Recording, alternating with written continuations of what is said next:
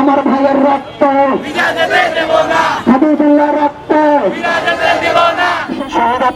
হাবিবুল্লাহ তাকে এই মোড়ের মধ্যে শ্রীবাবুদের গাড়িতে প্রকাশ্যে প্রশাসনের উপস্থিতিতে নিরমভাবে হত্যা করা হয়েছে। সেই দাবিতে আমাদের এখানে আজকে মানববন্ধন, আমরা আমাদের সুশৃঙ্খলভাবে শান্তিপূর্ণভাবে আমরা এখানে মানববন্ধন করবো। কোনো ধরনের উৎসব এবং কোনো গাড়িতে ভাঙচুর কোনো কিছু মতো হয় না। আপনারা যে আন্দোলন করতেছেন সেই আন্দোলনের জন্য বা তাদের আন্দোলনের কারণে তারা খবর পাঠিয়ে চাকরি করে যে টাকা দিবেন একজন চাকরি দিবে। এখন তারা বলতেছে আপনাদের আন্দোলনের কারণে মানববন্ধনের কারণে তারা বলতেছে এখন তার দুই ছেলেকে চাকরি দিব, এটি তার ছেলে মারা গেছে এখানে মরে অ্যাক্সিডেন্ট করে।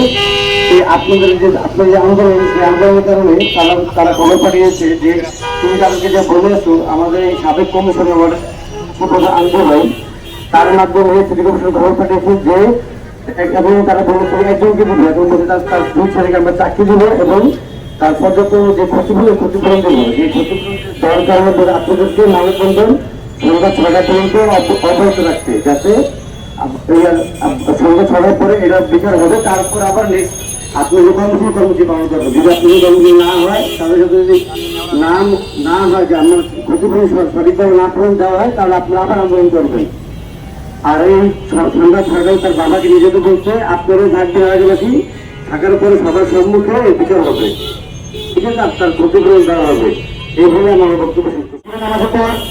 মেয়রের দায়িত্ব যিনি পালন করছেন বর্তমানে উনি নির্ভর আসবেন, ওনার পাশে আসবেন। আমাদেরকে নির্বাচন ছাত্র সভাপতি, আমরা বাংলাদেশ মানুষ অ্যাসোসিয়েশন ডিএমএর কয়েকজন প্রতিনিধি এবং শহীদ হাবিবুল্লাহর বাবা এবং তার ভাই, আমরা তাদের বাড়ি আমাদের সাথে দেখা করবো। উনি আশ্বাস দিয়েছেন, আমার সাথে ফোনে কথা বলেছেন। আমাদের মুখপাত্র ছাত্র সভাপতি সৌরার সাথে কিছু কথা বলেছে। উনি বলেছেন যে খুনি সর্বোচ্চ শাস্তি সরকারের পক্ষ থেকে মাননীয় মেয়র মহোদয় যিনি দায়িত্বে আছেন আন্দোলনের পক্ষ থেকে ওনার দাবি করেছে সর্বোচ্চ শাস্তি ব্যবস্থা করবেন।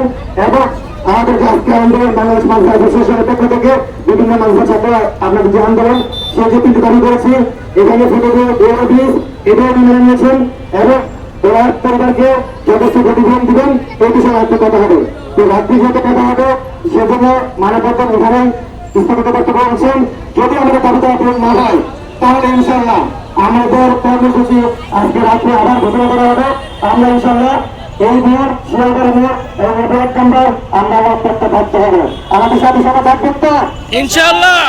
আমরা আলহামদুলিল্লাহ আমাদের চিন্তা ধারা নিয়ে নিয়েছেন, এই জন্য আমরা আন্দোলন এবং আমাদের আমাদের পক্ষ থেকে আন্তরিক আমাদের সরকার অসুস্থ আমাদের ভাইয়ের জন্য দোয়া দেবেন। টেনশন নিয়ে আমাদের ছোটরা হাবিবুল্লাহর পাশে দাঁড়িয়েছেন অনেকজন, তারপরে এসে আমাদের মাঝে আমাদের সাথে রয়েছেন ইনশাল্লাহ আমাদের পাবে।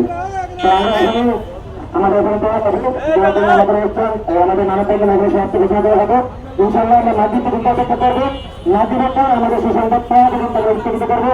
তখন আমাদের সুসংবাদ আসবে আমাদের তাদের চিন্তা হবে তখন তারা ছিল শিয়ালদার মধ্যে আর কোনো হাবিবুল্লাহ জন্য সুযোগ না হয় সেখানে এখানে একটা পুনরাবৃত্তি হবে। দ্বিতীয় দাবি ছিল সর্বোচ্চ শাস্তি দাবি, তৃতীয় ছিল তার পরিবারকে সরকারি সুবিধা দিতে হবে এবং সর্বোচ্চ ক্ষতিপূরণ দিতে হবে। তিনটি দাবি আমাদের মাননীয় মেয়র মহোদয় মেনে নিয়েছেন, দায়িত্ব আছেন মেনে নিয়েছেন। রাত্রে আমার সাথে আমরা সরাসরি আমাদের পরিবার, বাংলাদেশ মাদ্রাসা অ্যাসোসিয়েশন এবং নির্বাচন ছাত্রদের আমরা সকলের সঙ্গে দেখা করবো।